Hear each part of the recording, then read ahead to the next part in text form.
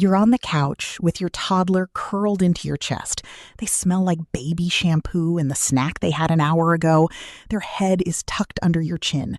Their tiny hand is on your collarbone. The whole room is quiet. This is the kind of moment you wait all day for. Then they tilt their head up, look at you with those huge, soft eyes, and bite down hard on your shoulder. You yelp. They laugh. Or maybe they look as confused as you do. Maybe they immediately go back to cuddling like nothing happened. Maybe they do it again. On your forearm, your cheek, the soft skin just under your chin. You sit there holding a toddler who has just bitten you mid-snuggle, and one thought sneaks through. Why does the child I love this much keep doing this to me? Here is what almost every parent secretly thinks the first time it happens. Something is wrong. They are aggressive. They are regressing. Maybe they are hurting because of something I did. Maybe they don't love me the way I think they do. A few of those parents will Google it at midnight, scroll past the same surface-level advice, redirect, firm no, don't react, and close the tab feeling no calmer than they started. Most parents don't realize that the bite during the cuddle is not a glitch in your relationship. It is one of the loudest signals of attachment a toddler can send. The neuroscience on this is counterintuitive, recent, and almost the opposite of what it looks like. When your toddler bites the parent they love most, 5 things are happening at once.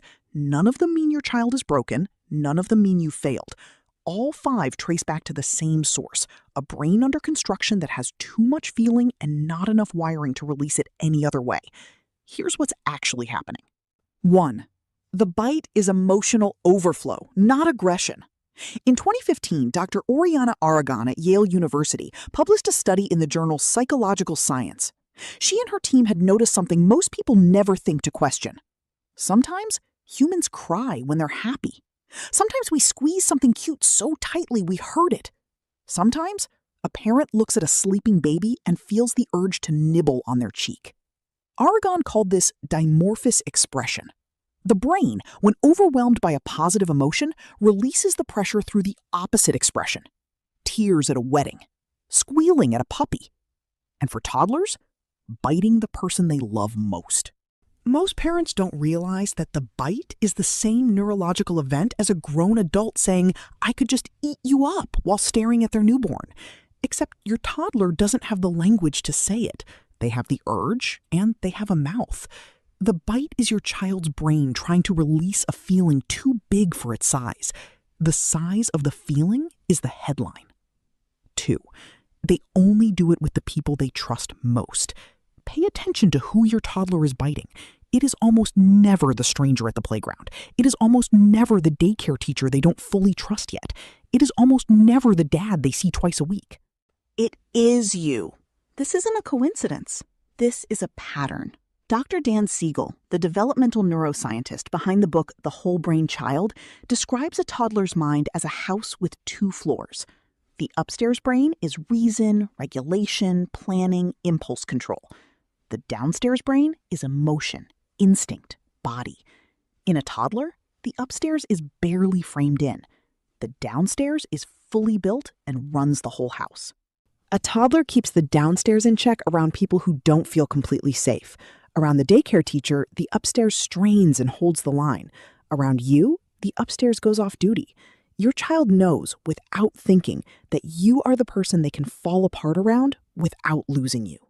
The bite is what the falling apart looks like. It is a privilege only granted to the safest person in the room. 3. The mouth is their oldest tool. Long before your child could form a word, the mouth was the primary instrument they used to understand the world. Babies put everything in their mouths because the lips, tongue, and gums are the densest sensory neurons in their developing body. A baby's mouth is more useful for processing the world than their hands are for the first 6 to 9 months of life. Toddlers are still wired this way, even as language comes online.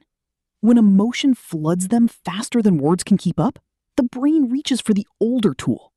Words take effort. Mouthing is automatic. The bite in that moment is a sentence the upstairs brain didn't have time to write. The toddler felt something enormous. The language center couldn't keep up, and the body grabbed the next available channel. This is not a discipline problem. It is a translation problem.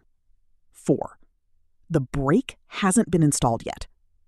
The prefrontal cortex is the region responsible for impulse control. It is the part of the brain that registers an urge and pauses long enough to decide whether to act on it. In an adult, that pause is so fast and automatic that you don't even feel it happen. In a toddler, that pause barely exists.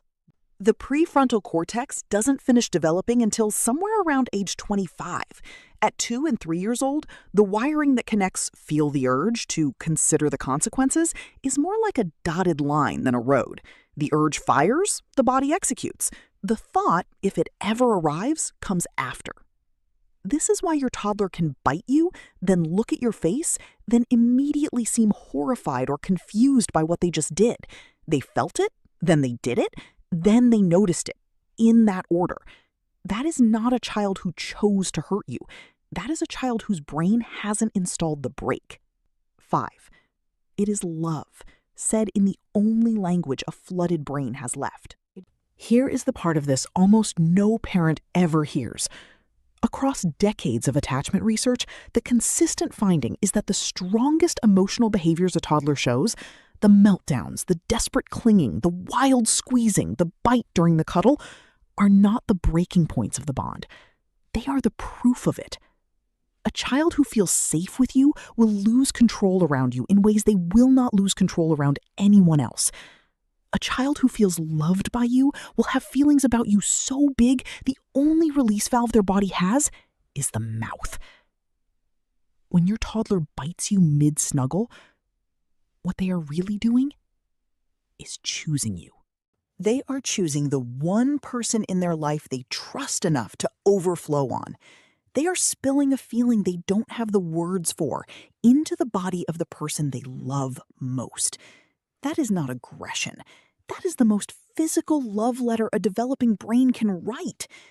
So the next time you're on the couch with a sleepy toddler tucked under your chin and they tilt their head up and clamp down on your shoulder, take a breath before you react. You are not raising a child who is angry at you. You're not raising a child who is broken. You are holding a tiny human whose feelings about you are so big and so unprocessed that their body has run out of polite ways to release them. The bite will fade. The dimorphous expression overflow shrinks as the language center fills in around age 3 or 4. The prefrontal cortex keeps wiring quietly in the background. The brake gets installed, slowly, over years. One day soon, your child will be able to say, "I love you so much, Mommy," instead of leaving teeth marks on your forearm. Both sentences mean the same thing. If the biting becomes frequent, breaks skin regularly, or continues well past age 4, talk to your pediatrician.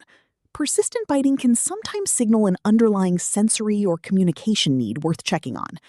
But for most toddlers, in most cuddles, the bite is the love letter the brain couldn't write. The fact that you are the one receiving it means you are the safest person they know. Hold them anyway. They chose you for a reason.